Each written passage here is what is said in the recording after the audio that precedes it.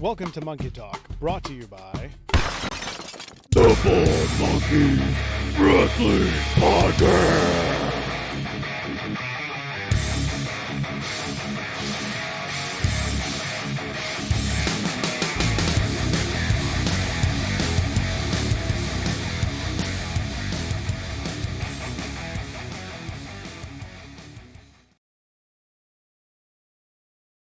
Man, maybe one day I'll get that fame. I don't know. We're here for the fame. We're here. We're live. We are. Welcome to Monkey Talk. Thanks for hanging out, everybody. Thanks for being here. We are back with another episode of Monkey Talk. Christopher here. I got the captain next to me. And Captain, how we doing? And who is with us tonight? We are doing pretty darn good. We had a nice little chat before we even got on to come on live for Wednesday Night Live with us. But tonight we have, I don't want to say a bucket list because I don't want to make his head bigger than I already am going to in about 2 seconds with my introduction. But hailing from Bowling Green, Kentucky, he's an 18-year veteran of the squared circle, multi-tournament winner. Most importantly, he's got this orange jacket from the 2020 Haas tournament. He is the leader of the cortege. He is the new three-time New South Pro champion. He is the real deal, the Kings Road Slayer, Derek Neal. Welcome to the show, sir. Hey, boys. Thanks, Chuck. Thanks, Chris, for having me on. That's a hell of an introduction right there. If anything, the orange jacket, man. That's the what I have now dubbed as the Southern Ribera. If anything, I always want the introduction to be something where somebody goes, "Man, that was good. I like that. That was damn good. That was damn good." He did all right. Now, he does have a bone to pick with one of our former guests, but we won't get to that tonight. Yeah, we'll deal with that. We'll deal with that someplace else. I'll deal with Mr. that offline, maybe. Yeah, I'll deal with Mr. Kane when I see him in a month or two. In a month. Ooh. Less than a month, but less than a month. Yeah. That's not about tonight. No. Tonight we're here for Derek Neal. Tonight we're here to talk about a lot of different things. New South. We're talking about SCI. We could talk about WrestleMania weekend. We could talk about wherever our conversation will take us. But first, we have to start. We have to learn a little bit about where it began and a young Derek Neal. So, Derek, what was young Derek Neal like? Oh, man. I was a problem for my parents. Start out by saying that. For me, I just grew up, mostly avid wrestling fan my whole life. My grandfather, he got me introduced through wrestling through some old VHS tapes he had, which happened to be Nick Gulas wrestling, from way back when. So that's kind of who got me into that. But I mean, my life pretty much just consisted of playing sports. I grew up playing football. I played hockey for several years. That's pretty much it. Grew up in Bowling Green, Kentucky. We're known for Corvettes and John Carpenter. Now, you played a bunch of different sports. Was there one that stuck out to you as your favorite? Oh, hockey was by far my favorite sport. How is hockey, like a Southern boy like yourself? How is hockey your favorite sport? It's really weird. I would watch it on TV as a kid. My dad never played it. I mean, nobody that I ever knew played it. And then just through watching it on TV, I got my parents to buy me the little cheap plastic, bladed Milex. sticks. The Milex, man. Yeah, I even had one of those goofy Milex helmets. Yeah. I think everybody who played hockey as a kid always had one of those. I felt like I was. I tried to pretend I was like Mark Messier in the old Cooper helmet that he used to wear. Iconic. but used to, I started playing street hockey with my friends, and then eventually I met some friends from Michigan that come down here. Like I was saying, the Corvette plants here in Bowling Green, so we got a lot of transplants from folks up north, that worked at the General Motors plants up there, and that's how I got introduced to the game. I played. We have a roller hockey league, like on inline skates here in Kentucky. We've had it for that league's been around for probably 25 years now or more. But I started playing there, and then to play ice hockey, I would have to travel to Nashville. But when I was in my junior high and high school years, that's all I did all year round was play hockey. I didn't do nothing else. Now, hockey's obviously a rough sport. Obviously, there's a piece of hockey, and fighting is part of the game. Yeah. Is that what introduced you to wrestling? How does wrestling get into the picture? I want to say it probably goes back, like I said, it goes back to my grandfather. He gave me those tapes when I was young. He had, like I said, there was some Nick Goulas in there from like old NWA. I think he even had WrestleMania 3 on VHS. He just sent me home with these one day, and I was probably about 5 or 6 years old. I think that's what my mom said, and that was it. I think I got a Macho King wrestling buddy that I still have. It actually survived another generation of children and still has all of its stitching. I don't know how. That's That's amazing. impressive. But yeah, I would be in my tidy whities in the living room, jumping off the arm of the couch doing elbow drops. So it's always been a big part of me ever since I was a little boy. And then and my plan was like when I was in high school, I always knew I wanted to be a professional wrestler, but I was going to wait till college first.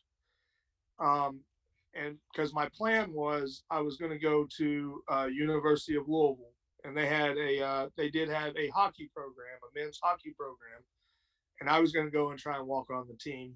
Well, my junior year, U of L cut the program due to budgeting. So I literally 4 months after I found that out, I started training. So at 2 weeks before my 17th birthday. So you had a plan in place to get your education first and maybe play some hockey, but unfortunately that wasn't in the cards, but at least wrestling was there for you. Right. Now you mentioned Macho Man. So was that your guy? Was that your favorite wrestler growing up? That ended up being my favorite growing up from WWF, and then in WCW I was more of a Four Horsemen guy, Ric Flair, the flashy suits and the gold and all that stuff. I mean, heel baby, it didn't matter. Like that stuff really caught my eye. The way he talked, the way he carried himself. I was like, man, that's a slick dude. Like I want to be like that. So now I gotta jump back for a second. When you were a kid, who was the hockey team that you were rooting for? Being in the middle of, at that time, nowhere where there was really a close team. No. I was actually a San Jose Sharks fan. And that originally stemmed from the fact I was big into Sharks. I think I was always into stuff like that too. I probably have I don't know. My mom's probably got 15 years of Shark Week still on VHS at her house.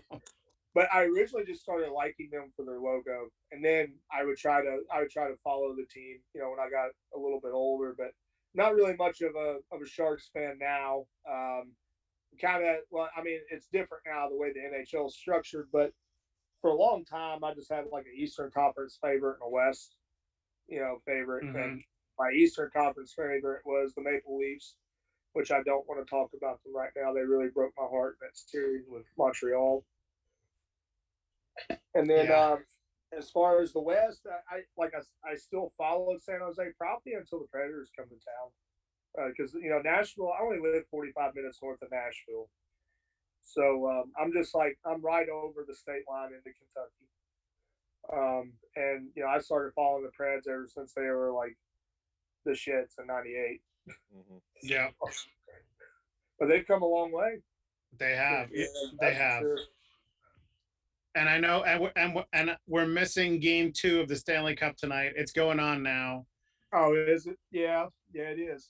I was talking to my dad earlier today, and I said, Dad, I don't like Montreal being in the cup because I really think they're. First of all, I didn't have them getting out of the first round, and Yeah. then like I just after that first game, I don't know what the score is tonight, but after the first game, I was like, this is going to be a 4-0 sweep. They're going to get destroyed. Yeah, it ended up If being something doesn't happen. it was a 5-1 final, I think, Yeah. in game 1. Yeah. That's insane. I mean, Yeah. and the thing that kills me with that, like Toronto had them on the bubble, 3-1. When and then they did that with Boston the year they won the cup a few years back. They had them 3-1, and they come all the way back and beat them, and then won the damn cup. It's weird how that works, but it is. It's hot team with a hot goalie, and you never know what's going to happen. I mean, let's just throw it out there. If it was regular NHL season right now, Montreal wouldn't even be in the playoffs. But I don't whatever. think so either. They wouldn't even be in the race. No, I digress. I was really hoping to see the Owls in the finals, honestly, just because they haven't been in forever. Yeah. Since the last time I think it's the last time they won the cup was the last time they were in the final, right? Yeah. And that was like 80, 85 or 83, something like that. It was in the 80s. 83, 84 maybe? Yeah, I think it was 83, 84, yeah. So, well, literally, I feel like the three of us could talk about hockey all night. I don't know about the people in the Twitch chat, but I'm going to steer us back to wrestling for a little bit. Now, you mentioned you're not too far away from Nashville, and I know that Kentucky has a wrestling board, and you starting so young, you actually had to go to Tennessee to actually start to train, right? Then I kind of flew under the radar on training, but when it got to where I was actually working, getting booked on shows and things, I had to go to Tennessee because I was too young to obtain a license. In Kentucky, you got to be 18. Gotcha. Now, who did you start training with down there? I started training with. Well, I kind of got a little bit of a story. I started training with a local guy named Kid Dynamite.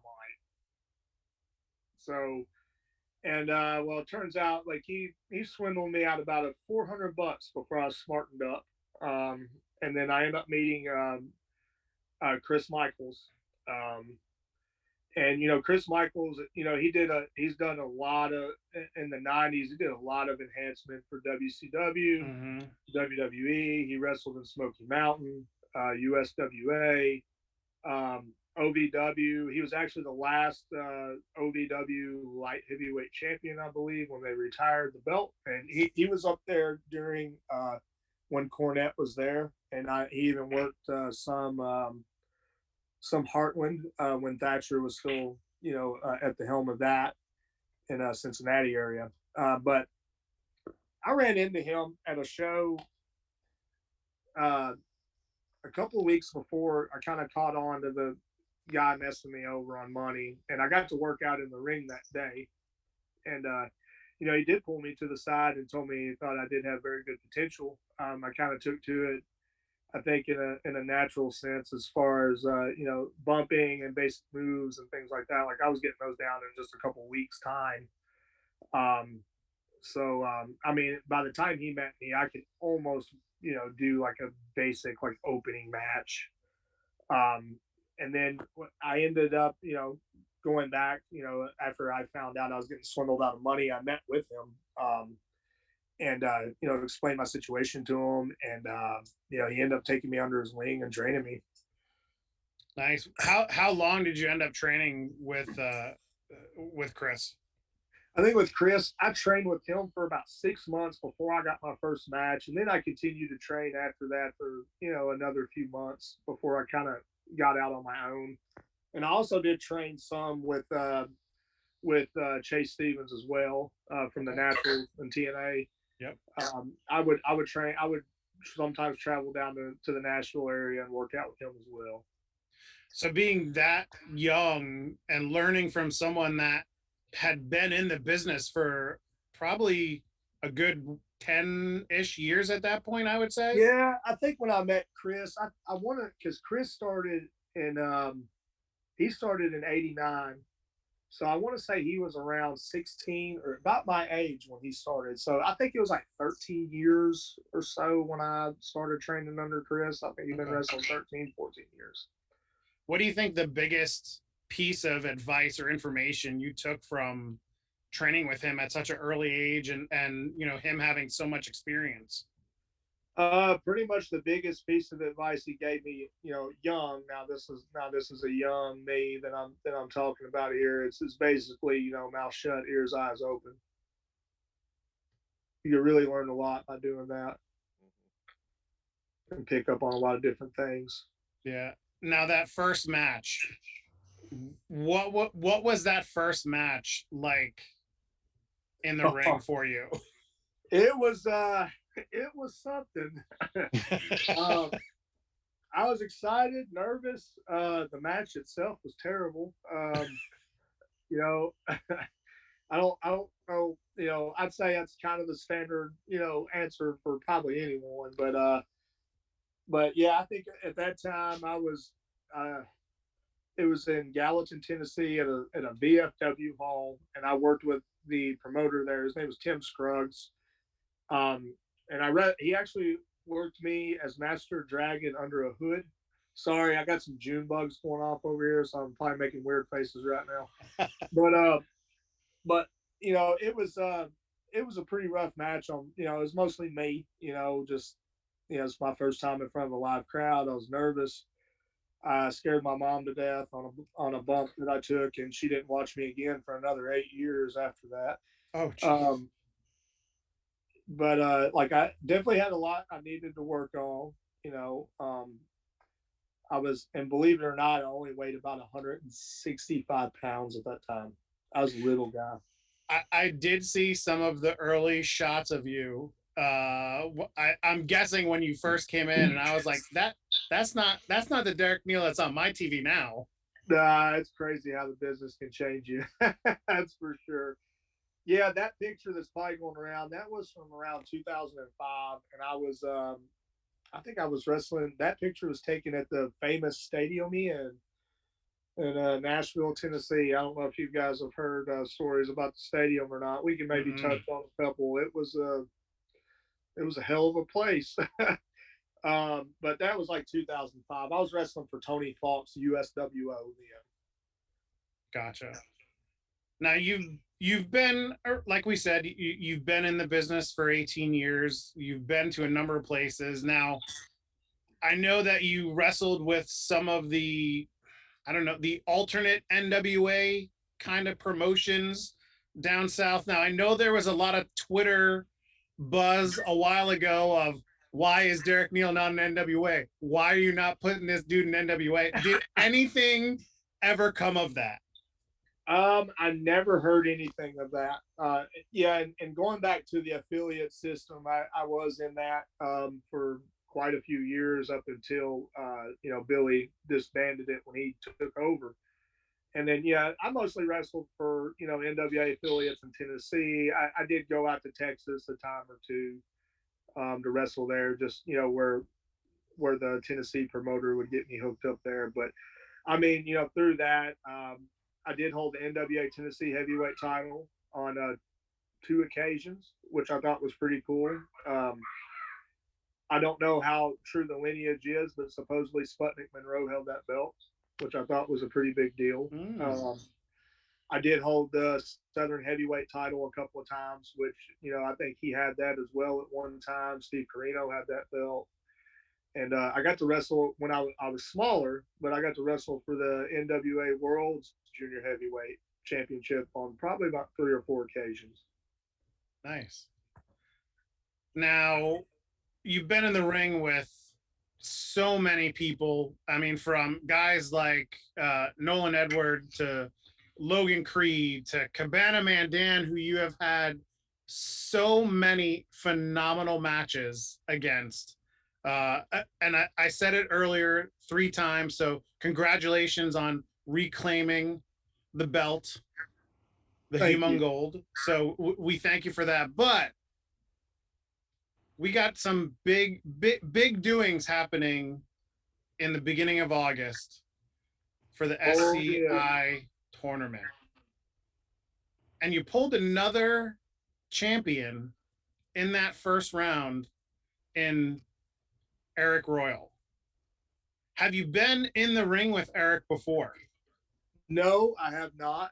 I have known of Arik Royal for some time. We've kind of had some Twitter banter back and forth for about a year now, about trying to have a match, and here we are. It's going to happen, and we're both champions of two of the biggest companies in the South. So it's going to be I think it's going to be a very interesting match. I think I feel that there could be even some good hype around this match as well, to where it's got like a big fight feel. Definitely. Have you been scouting any of his matches or past opponents that he's had? I have been watching a little bit. I'm getting kind of caught up on action right now. But yeah, I have kind of been watching him a little bit more to kind of study his footwork, his style, how he moves, how he carries himself. And, even and through all those things, it kind of helps me see how he thinks in the ring as well. Mm-hmm. Now, other than your match, there's a bunch of other stuff going on that weekend. Just want to get your take. What's the one other match that you're really looking forward to see at SCI? He's a great competitor. And I kind of hate the son of a bitch a little bit, but Adam Priest. I'm kind of excited to see him and Maccabee. That's because Maccabee is more of a technician, and Priest is more of a traditional pro wrestler. So it's a little bit of a clash of styles, and I've seen some very good clash of styles matches, like matches that you wouldn't even think of that could be really good that turned out to be. So I think that one's going to be it. Now, speaking of Adam Priest, if anybody watches New South, they might have seen what happened at the jacket ceremony. If you go in the back catalog, there was a little tiff at your jacket ceremony with Cabana Man Dan. Do you hate the jacket ceremony? That's what I'm thinking. Like two jacket ceremonies, you're just like, I'm gonna mess people up, and I don't really care. Well, I think I was a little perturbed at Haas 2020 just because I was probably one of I would say, the low end favorite to win the entire tournament. So I was probably a little perturbed there, when it come to the jacket ceremony. And then with Priest, he won the tournament. I mean, he's at that point, he's a threat. He's trying to get too close to me. You always got to eliminate the threat. True. And if anybody wants to go see that, dude, go pay $10, go to IWTV, get the subscription, and watch all this shit because it's worth it.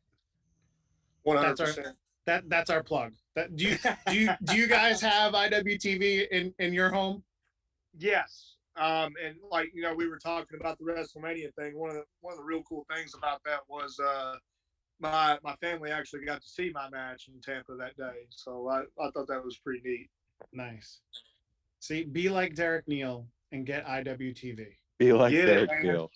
You're missing out if you don't get it. Exactly. Enough said. So a lot of high praise in the chat. I just want to bring us back up to speed. There's a lot of people saying that you're a reason why they've discovered a lot more Southern wrestling, discovered a lot more IWTV. There's this CEO, Matt Griffin, who's waiting for you to put him over, but we don't have to get into that. But a lot of high praise in the chat right now, and a lot of people saying that they'd like to see you head up north a little bit more as well to get a little more action in the north region of wrestling.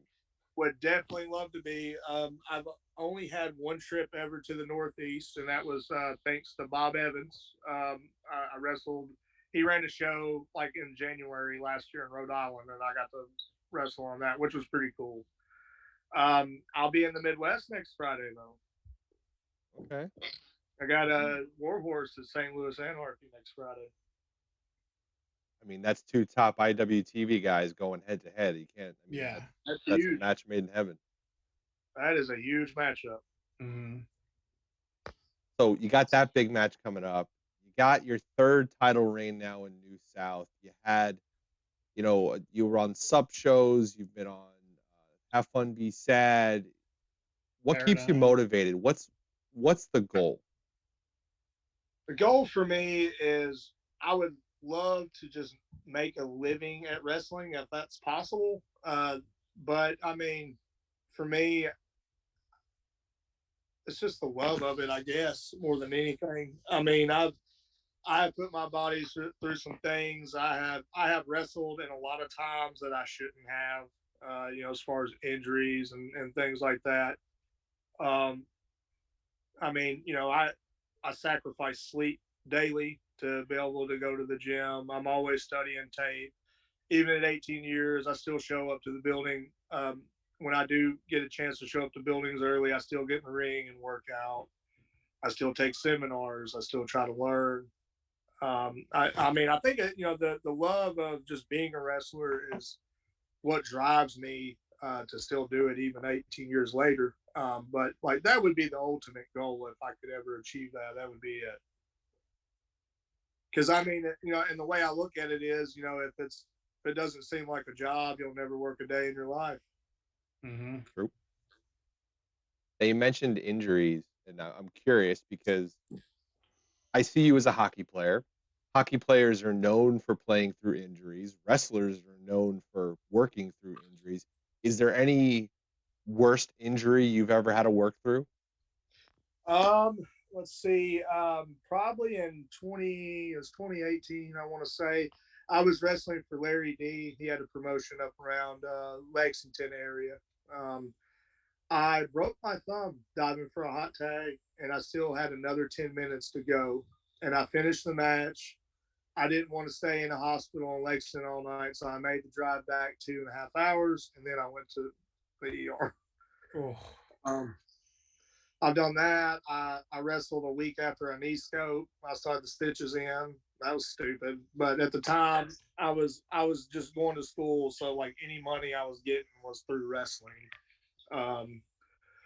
And I'm missing an inch of my clavicle on my left side. Probably the worst injury, and I still struggle with it. I wear that brace.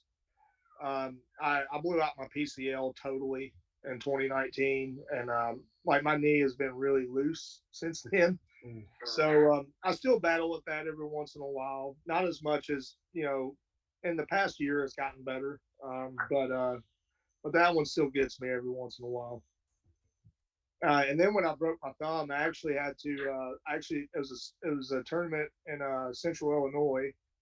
I actually did I went all the way to the finals. It's a Ryan Buckley Cup. You can look it up on YouTube. It's Proving Ground Pro Wrestling. And I went all the way to the final in a cast. And like I had, and the opponents I had were they were no slouches. I had Shane Saber in the first round. He tags with Space Monkey as a Space Pirates from Canada. Second round, I had Paco, who's known in the St. Louis area, and then I had Jake Durden in the final. Oof. So that's a pretty long night. That's that hockey / wrestler mentality, man. Yeah, just right. Tape it up and let's go. Keep going. So how did you break the thumb? Like, did you jam it into the canvas? Did you? And what I did, when I dove for the tag, I had my thumb turned down. And see, that's the crazy thing about most injuries. You see guys taking poison ranas off the damn top rope and whatever else, Spanish flies through tables on the floor. These guys walk away. Usually it's something you've done a million times. Mm-hmm. It's usually what you get hurt on. At least that's been my story. And I mean, I've dove for a tag. If I had a dime for every time I've done that, I don't know. I probably wouldn't have to work a regular job, but Or like when I fractured my clavicle, I mean, I did it on taking a spinning neck breaker. I've taken that a bunch, you know. Or when I blew out my knee, I did it doing a knee drop. Yeah, I mean, it's weird, but it always seems like it's the things that you frequently do. Mm-hmm.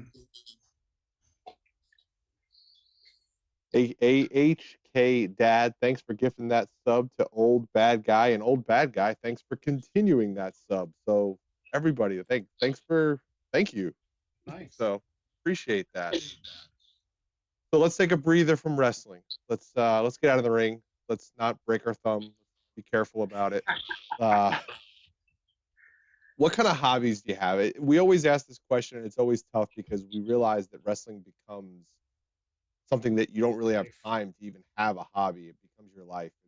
And there's very little time. We know you have a family, but is there time for just Derek Neal to have a hobby? Not really. Usually if I'm not on the road doing this, I'm doing, it's soccer or something like that, or sometimes it's both.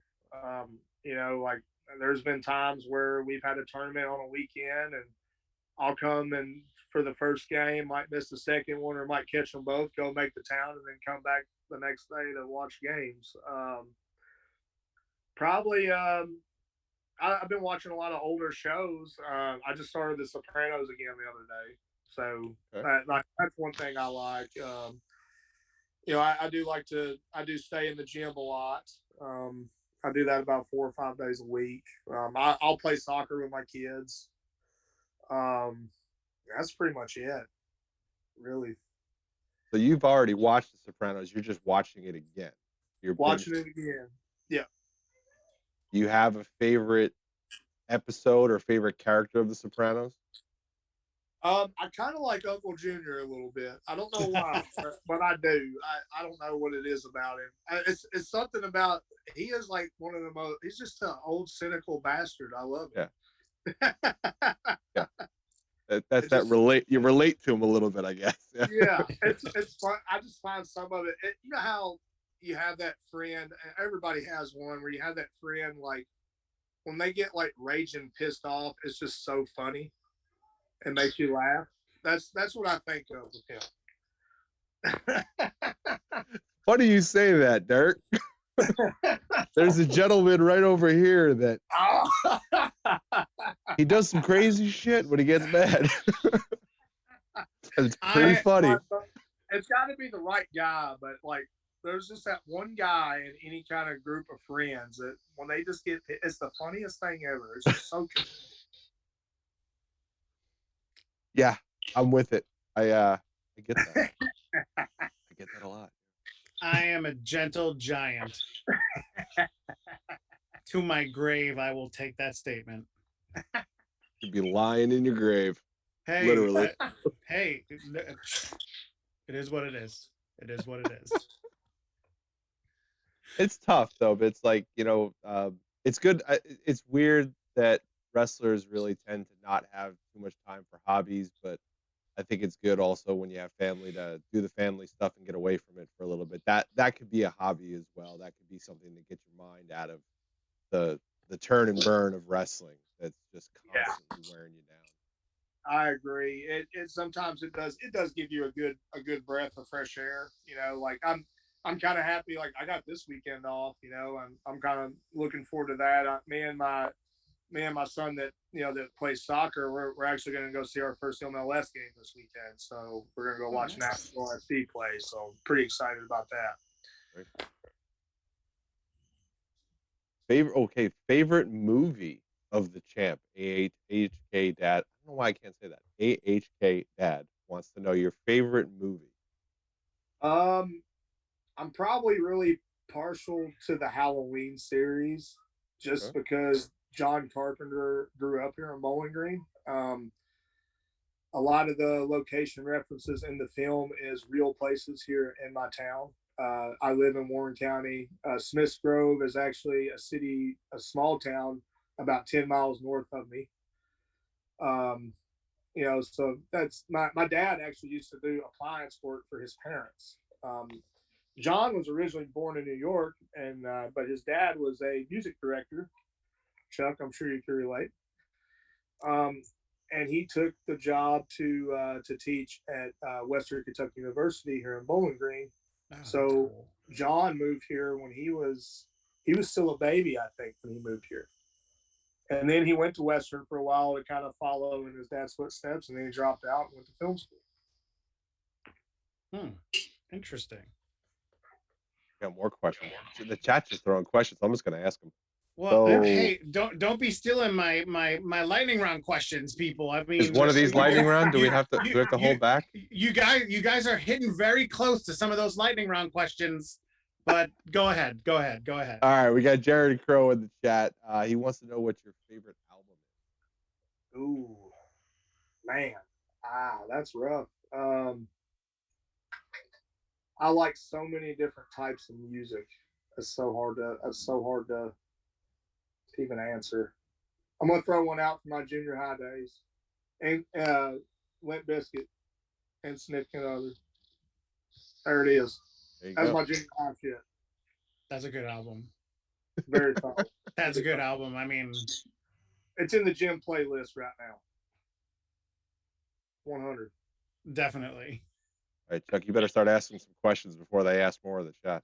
Oh, no. They can ask more in the chat if they want to. I can always redirect some of my.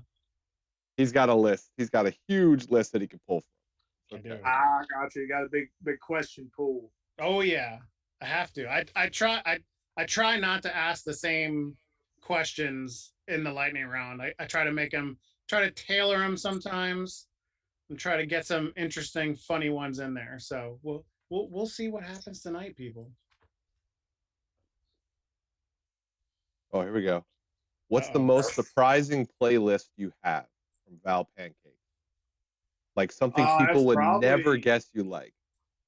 That's probably my gym playlist. I got a little bit of everything in that. I got A Day to Remember, Limp Bizkit, WWE Music Volume 4, the Triple H song My Time Gets Me Pumped in the Gym, old Kanye, Tupac, Biggie, Juvenile. I think I got a Johnny Cash song or two thrown in there. It's like a big variety of stuff. Now, since you brought up Johnny Cash, let's talk about your entrance. Johnny Cash is your entrance song. That's one thing I want you to touch on is why and where did you pick that song? And then the second part of that question is, let's discuss the strap that you bring in, because you just had a strap match with Cabana Man Dan. Yes. As far as the Johnny Cash song, when I see myself as a character and how I carry myself to the ring, it's almost like a Western villain, if you will, even a new Western villain. I kind of, like No Country for Old Men. Big fan of that movie. Now I know the villain in that movie was pretty quiet. Is calculating. I'm a little bit more turned up, but that character is kind of somewhat of a small inspiration, I guess, from a villain side of things, as far as me as a wrestler. And then when it comes to the leather strap, I've been carrying that off and on for years. But probably the biggest inspiration for that is probably Stan Hansen. I feel he's a big influence of my wrestling style. Guys like the 80s Gaijin wrestlers in All Japan, like Stan Hansen or Terry Gordy or Steve Williams. Those are big influences on how I work in the ring. And that also ties into what your nickname is as well, correct? Yes. Yep, absolutely. So just in case anybody ever wondered, there is your answer. Anything else in the chat, Christopher? I think that's it for right now. Okay. You can move on to our line of questioning. Oh God! It sounds like we just arrested him. Hey, I Tell swear, us. for the 8-2 last night, I was here, man. What are we up to? So we talked through your hobbies. We talked through what you did outside the ring. I think Chuck is up with some travel stories, if you have any, because we always like to find out if you have funny stories, you have interesting stories, and if you have stories you can tell us. We could change the names of people. We could protect them for their innocence. Okay. I got a couple. One's more of a locker room story, and I got two travel stories where I'm going to talk about the Stadium Inn. I'm going to let y'all in on the legend of the Stadium Inn. Jared from in the chat, I'm sure knows a great deal about it, with him being from that area. The Stadium Inn was in one of the roughest places in Nashville. I mean, god awful. It's so bad. The Stadium Inn, when you walked in, it had a sign telling drug dealers and prostitutes to go elsewhere. Basically, it was posted at the front desk. Um, quick sidebar. I remember we had to stop a show one time for them to wheel a dead body out of there, because it was like a hotel and they had like it was almost like a banquet room that they blacked out and turned into like a studio. Um, Tony Falk ran there a lot. Burt Prentice ran there a lot. You know, a lot of names that are on your TVs now have wrestled in there. You know, ranging from Joey Mercury to Kenny Omega. They have wrestled in this little shithole. My first story is I got to the building a little late, and I had to park in the parking lot, and I had to park in the far parking lot, you know, the far corner. And I'm proceeding. I go out. I get my energy drink or whatever, or coffee. I can't remember. I had a drink. I grabbed it. I popped the trunk, and then I see these two guys, you know, and their respective cars talking, and I open up my trunk. I'm kind of fumbling around in my gear bag. My trunk's a mess. And then once I get everything situated and I close the lid, there's an undercover drug bust happening right in front of me. Like, guy on the ground, like, you know, cop cars coming in. I mean, it was one of the most craziest things I think I've ever seen in my life. My second story is Stadium Inn again. I was leaving the building and it was late. It was really late. It was probably pushing 11 o'clock or so that night. And I had this shitty 87 Honda that helped me make the towns. It was reliable. But the stick that operates your headlights were loose. So I go in and when I'm trying to put the key in the ignition, I bump it and I break it off. And I've got my window down, all the way down, because I didn't have air conditioning. This is like the end of August. So believe it or not, this has happened to me once before. And I was able to, the first time it happened to me, I was able to stick a screwdriver in there and able to turn it to where I could get the headlights to come on. Well, this time all I had was a knife. So I'm jacking with it. And all of a sudden, this drunk hobo comes up and leans in my car and yells, "Hey," in my ear really loud.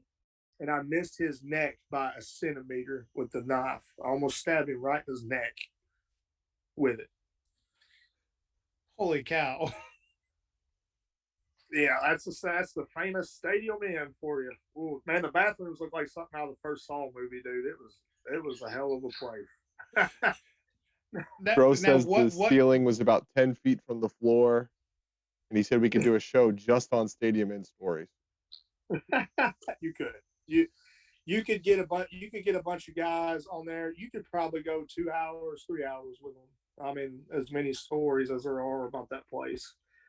It's still standing. It's all gutted out now, but I think they're going to renovate it. But now, what did the hobo want? I guess he's probably just going to ask me for money or something. Like, I dog cussed him, man. I told him I was going to get out of the car and fight him if he didn't leave, because he scared the shit out of me, man. It was terrible. And then I had to I basically hung out in downtown Nashville because my wife was in Louisville, which is 3 hours, and she had to come pick me up. So she got to Nashville about 4 a.m. to come get me, so that way I could come home. Oh man! And then I had to drive back down there again, to get my car and bring it back before it got dark. That was a hell of a weekend. And then probably my locker room story. I like to tell this one a lot. I'm not going to say the guy's name. He was. Do you guys know who Bull Payne is? I don't think so. You can look him up. He was really big, and like he had a really good run with Ian Rotten in IWA, like when it first started. He's been to USWA, Global. He was one of the Texas hangmen for Vern Gagne. He did work WCW, WWF enhancement. Guy's been everywhere, and I learned a lot from that guy, coming up. But I was wrestling on that night, and we were up around Louisville, Kentucky. We were just hanging out in the dressing room, and he's got a real gravelly voice, and this kid's walking by, and he's got like a singlet top on and blue jean shorts, and he's like, "Hey kid, why in the hell do you got this singlet top, and you got this nice singlet top, and you got blue jeans? What are you doing?" And he goes, the kid literally said to him, he goes, "Well," he says, "the reason why I do is because I have a pee hole cut out in my singlet to help me so I can use the bathroom easier."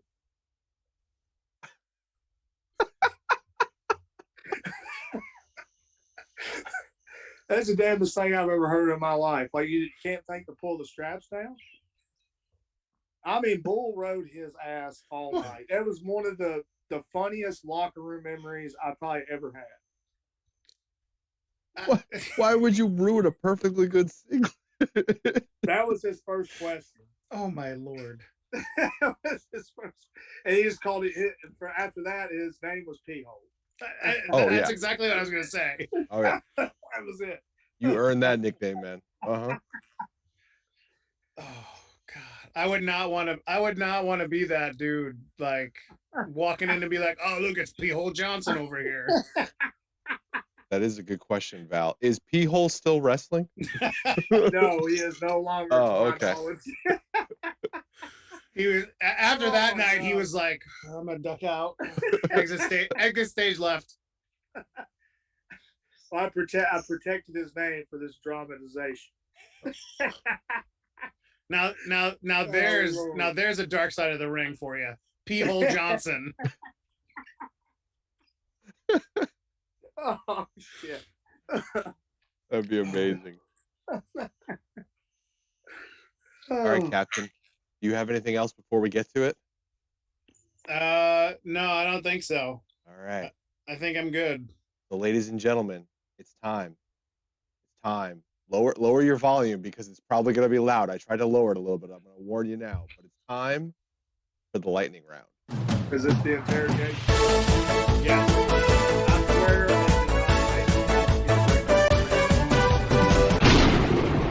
Don't worry, no one heard you said that because the music is so freaking loud right now. Okay. We could literally say almost anything, but only Don't for like use the another phone book like. on me, man. Don't use the phone book on me. All right. We only have like 2 seconds left. Okay. Chris, are we good? I think we're good. We're good now. Good. Perfect. Derek Neal, are you ready for the worst segment that is part of this podcast, the lightning round? 10 questions as fast as you can. First thing that comes to mind. Are you ready, sir? Man, I've been hit over the head a lot. I'm as ready as I'm going to be. Okay, let's go right in. Favorite restaurant? Oh my God. Texas Roadhouse. Movie that you never get tired of watching? Die Hard. Peanut butter, chunky or smooth? Smooth. Do you need a lot of sleep or can you get by with just a few hours? Get by with a few hours. Spicy or salty? Salty. Favorite TV channel? Shit, HBO. Super Mario Brothers or Zelda? Super Mario Brothers. If someone sneezes more than twice in a row, do you still say bless you for that third or fourth? No. Good man. Good man. Zombie apocalypse. Do you survive? Hell yeah. Resident. I mean, I play Resident Evil my whole life. I'm good. I'm gonna make And the final question, number 10. Who shot first, Han or Greedo? Greedo. That's right. That's it. Damn, That's the lightning round. Half time. No? I survived. That was too bad. Everybody survives. I don't know. I feel like the Texas Roadhouse. I think you regretted that answer a little bit. A little bit. I am a Texas Roadhouse fan. I was going to tell y'all that before I started using Johnny Cash, I actually used the Imperial March remix for a few years. Love it. I love it. Yep, that's another Chuck favorite. There you go. I love it. We can have another one about Star Wars and do all that stuff. We can talk about band. Yeah. Oh man, if I can remember the name of the freaking band, there's a heavy metal band that does all like heavy metal versions of Star Wars. And they dress up like Star Wars characters. They're actually really good. Damn, if you can think of the name, I will. I have it in my list of iTunes or wherever I have my flipping music, but I definitely will. Hell yeah. Well, congratulations for surviving the lightning round, the worst part of our stream. We need like a sticker. We need another sticker, Chris. You survived the lightning round. We'll send people stickers. You survived. All right. All right. So we're winding down. We have a couple more questions. If anybody has anything in the chat, please go ahead and throw questions out there as we're wrapping things up. But as you guys are thinking about your questions, Derek, we want to ask you, if you had the opportunity to go back and talk to a 10-year-old you, what would you tell him? Oh man. Trust the process. When you think things are not going to work out, sometimes they do. That would be what I would say. Yeah, it's interesting what you know now and what you can tell yourself, because you probably everybody as a 10-year-old thinks they're struggling or this isn't fair or whatever's coming up, but now it's the world is against you. Oh, looking back on it, it's like, what an idiot I was. Yes, I was. As a 10-year-old, I was probably a little asshole. I know it's got to be true. I'm getting paid for it now with mine, but. All right, so AHK Dad wants to know, you hang up the boots, who in New South do you see leading the promotion to the next generation? Man, there is a lot of really good talent at New South as far as young talent. Guys like like Adam Priest. I mean, I gotta give it to him. I mean, he's a hell of a wrestler, and he's only like 25. And he hadn't been doing this very long at all. In the grand scheme of things, or even Donnie Janela, I think he stepped his game up in the past year and a half. I mean, it's a night and day difference. Because when I was in New South, I remember in my first house tournament, I went out to Donnie in the first round. And I mean, the 2019 Donnie and, the mid 2020 Donnie, or I would even go on to say early 2020 Donnie, is like two totally different people in the ring, the way they look, the way they carry themselves. There are guys that can do that. One who's, I don't think gets talked about enough is Rolando Perez. I mean, that kid has got some fire. I'm telling you. I always want to tweet him back like, dude, shut up. Like, he plays his character so perfectly that like I'll see him tweet something, I just want to be like, bro, quiet. Just go back to your bedroom. Zip it. But there are a lot of Kevin Ryan, Sean Christopher, Tyler Franks, Hunter Drake. I mean, there's a lot of young talent that's gonna two fly tie. I mean, Jaden Newman. There's Damon Tangra is going to be starting there soon. He just debuted on Action Clash this past Tuesday on iwtv. I mean, I think the future is in very good hands, in my opinion. And I mean, any of those guys could take the helm. I mean, they really out of the younger guys. It's interesting how New South is doing a really good job bringing up some names and giving guys opportunities while also bringing in some people that have some name recognition as well, and kind of Yeah. mixing it up a little bit. Right. Yeah. Like that's one thing I've really liked about it. I like with the show. I have really liked the format so much. I love that. The powers that be at New South are giving these young guys a chance. To show the world what they have through IWTV. When I wish that was something that I had a little more. When I was coming up, I didn't really have that much. When I first broke in the business, it consisted of me getting the shit beat out of me for 2 years straight, before anybody started seeing anything in me. And then, luckily I ended up coming across Tony Falk, who was really, a champion for giving younger guys a chance to showcase what they have. But I mean, the platform that these guys have at New South now, I mean, it's absolutely tremendous in my opinion. Dream match question. Yeah, that's the favorite question on every podcast, isn't it? So let's do it. So dream match.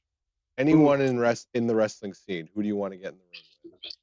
Like living? Let's do living, yeah. Okay. I'm thinking here. Hang on. This is a tough one.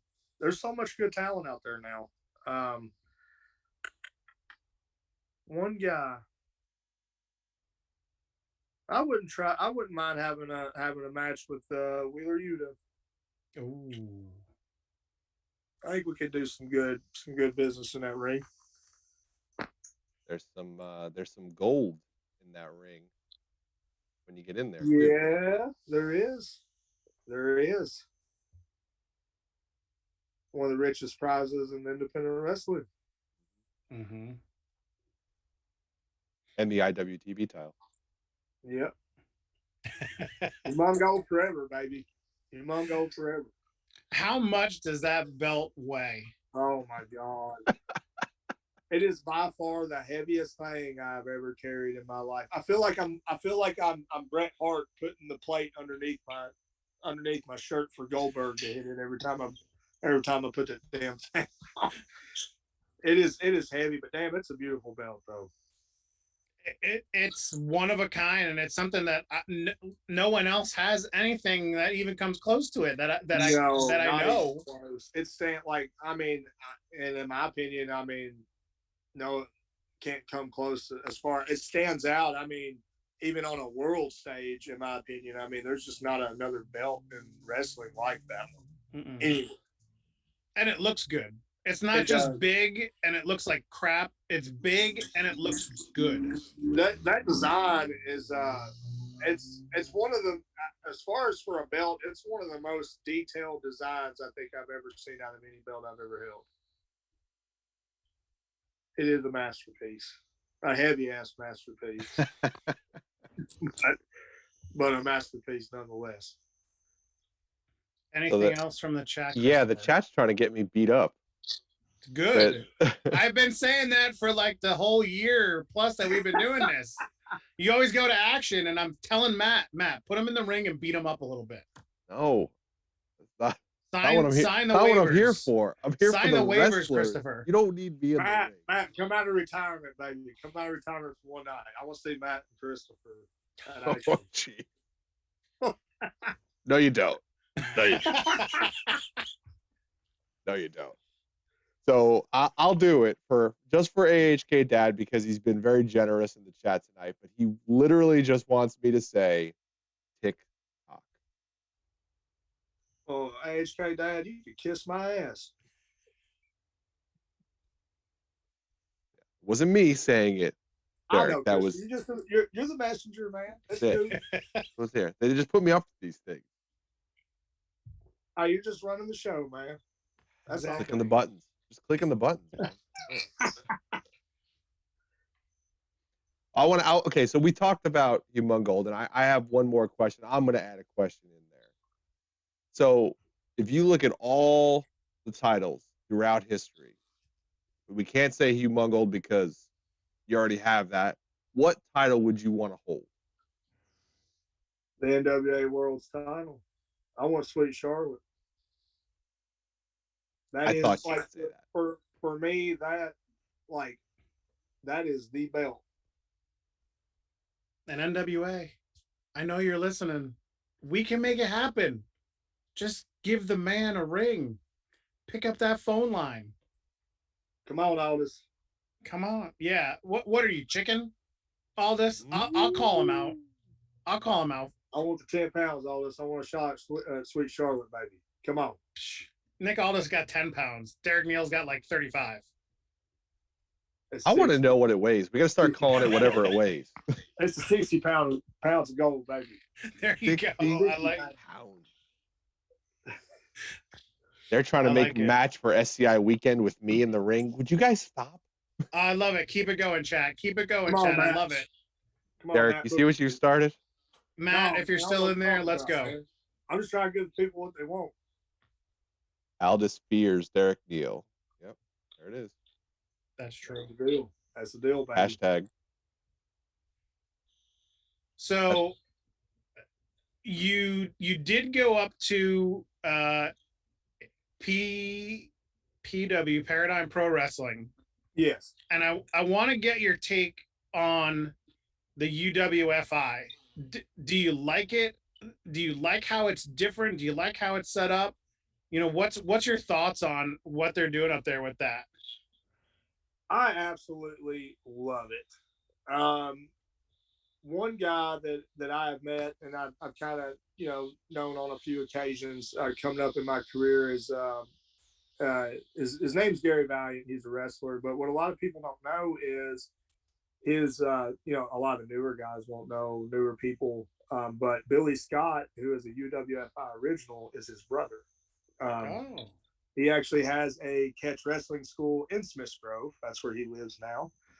But I've always been fascinated by that style. I've always loved the technical aspect of wrestling very much, and I really like it when the in-ring looks credible and real. So I've always been a fan of UWFI matches. I've been watching them for years, through YouTube. But I absolutely love the style. I love it so much. I was actually, as far as I know, the first UWFI match in 25 years in the U.S. against Eric Stevens in the first Grand Prix tournament. Oh, wow. Check it out on iwtv. There's no more promo codes anymore, but you can still put in Action or New South or who. They still get credit for it. And they get credit for it. Yeah. If you don't have IWTV by now, I don't know what you're doing. Like, I don't understand what you people are doing if you don't have it. You get so much for your money. It's really the subscription price is a steal, in my opinion. It is. It is a steal. There's so much. Even like there's so much like good older indie wrestling on there too. Like all the, Japan All Pro stuff. And there's so much good wrestling on there. There's like more at it every day. 100 something promotions or something like that on it. Yeah, it is unreal. But yeah, I love it. I love watching it. But yeah, I really love the UWFI style a lot though. I really enjoy it. How did you like your match? Maybe not the outcome, but how'd you like your match against Lord Crew? He's a tough son of a bitch, ain't he? He is. It was good to be in there with someone that can match my intensity. Like even though the outcome was a little rough, I saw stars off of that damn diving forearm, but like it was really good to be in there with somebody who had the same intensity and heart that I have in there. Because we were laying the damn lumber in there. Mm-hmm. We were not playing around. And again, go to IWTV, Terminal Combat. Go watch it. Chris, anything else in the chat? I think that's it for the chat. Christopher, do you have any other questions? No, I'm just trying not to get beat up. So is that the goal now of SCI weekend, is to get Christopher in the ring and get him beat up? Not the goal. I think it is. I'm gonna try to get that match made with Matt and Christopher. We're gonna try to make that happen. I like it. I like it.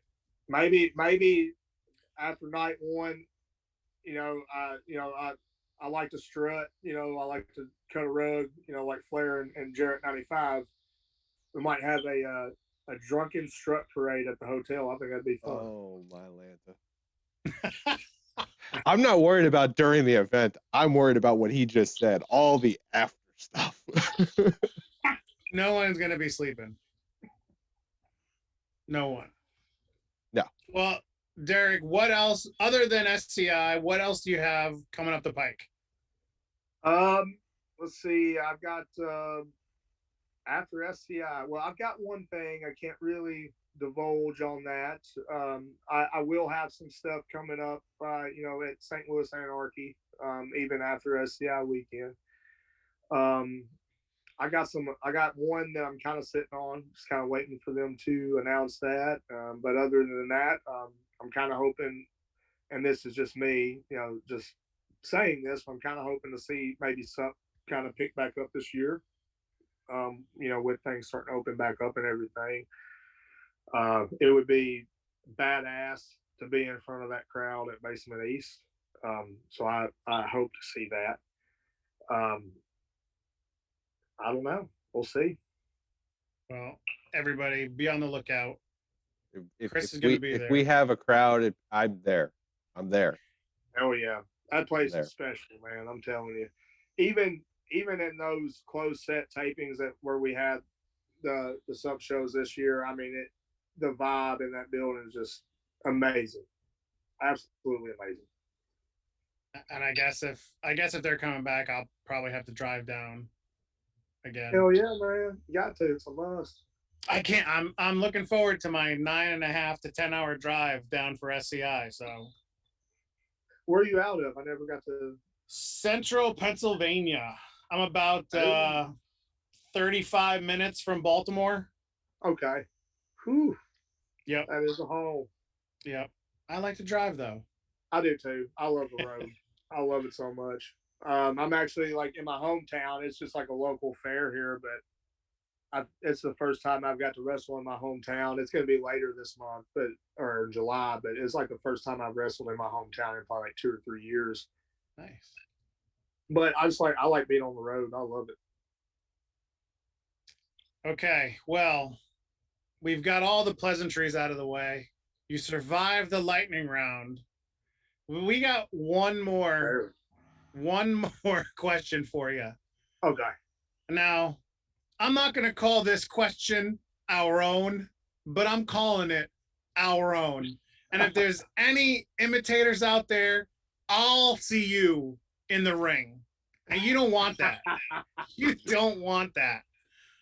I'm a big fat son of a bitch, and I'll kick your ass. But Oreo cookies. We are not sponsored by them yet, but however long we do this, we will try and try and try. But the question, Mr. Neal, is Are you on Team Single Stuff, the original Oreo cookie, or Team Double Stuff? Double Stuff for life. And that, my friends in the Twitch chat and in everywhere land and a certain follower on Twitter, that is the correct answer. That is the correct answer. That's it. I mean, that's it. That's how you end it. That's how you put together a good interview session. And that is the only correct answer to that question. 100%. 100%. Derek, we very much appreciate your time tonight. We had a lot of fun. Thanks for shooting the shit with us. Thanks for answering the questions in the chat. Love what you're doing in the ring. Hope to see you on IWTV much more. Finally getting on NWA and finally being able to make that living in the ring. We wish you the best. Thanks, Christopher. Appreciate it, man. Thank you, Chuck. I had so much fun with you boys. Thank you. Hey, that's all we want is the guests that we have on to have a good time for whatever length of time we're here. Hell yeah. We appreciate we did, it. man. I love it. Well, we're gonna send the chat over. Let's see who's streaming tonight. Whoa. Relax. Pump the brakes. We gotta get Derek to let everybody know where to find him. Oh, pump the brakes, man. Christopher. Derek, where do people go find you? Matt Griffin. I'll help you find Christopher SCI Weekend. We'll start with that. I'm kidding, Christopher. Well, maybe not. I don't think you are. I think it would draw money, man. I think it'd draw money. I think it'd be a draw. I need my envelope a little heavy, so I get a cut of this booking fee here. I got envelopes. I can put some stickers in them or something. Check in the mail. No, you can find me as far as on Twitter at Derek Neal 91. A lot of people think that's my birth year. That was actually my hockey number. Sergey Fedorov fan forever. You can find me on Instagram at Derek.Neal, or I don't ever really use Facebook anymore. I'm kind of at my limit, so I'm not gonna really throw that one out there as far as on the friends. But that's where you can find me, or you can look me up on Pro Wrestling Tees. I got a shirt out there if you want to support your boy and buy a shirt. There you go. Very cool. We won't talk about the fact that we're both New Jersey Devil fans. That might actually get us beat up. Yeah, it might. I'll see you in I'll see you in Chattanooga. We'll be there. If it wouldn't be so hot, I'd wear my old Maple Leaf sweater, but it'd be too damn hot for that shit. I'm fine with that. Yeah, I'm fine with that one. If you put on like a Detroit one or a Ranger one, then you might get me feisty. What about the Flyers? You might get me feisty.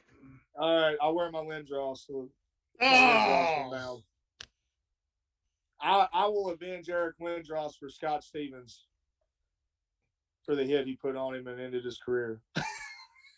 Hey, I mean that's true. That was a big hit. Yeah, that was true. Stevens was a beast.